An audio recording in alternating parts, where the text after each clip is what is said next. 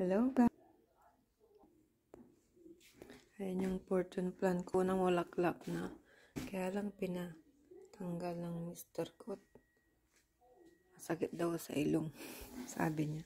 Kasi sa gabi siya nag-ano.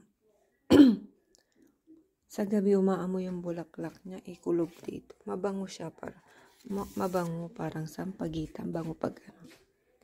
Kaya ewan ko ba ba't sa gabi iba.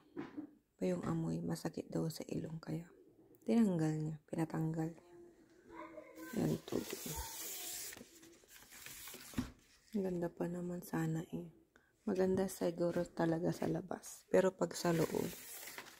Pero yung iba naman, ako naman parang okay lang. Mister ko, ayaw. Ayan guys. Ayan guys, ang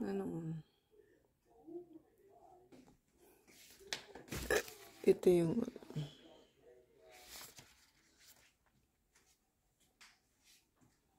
ayan, laki na sana. Ganda-ganda pa naman ng bulaklak. Winter kasi dito guys, kaya kahit gusto kong ilabas sana, wala. Pag summer sana, ilalabas ko. Ayan guys, thank you for watching. Bye bye.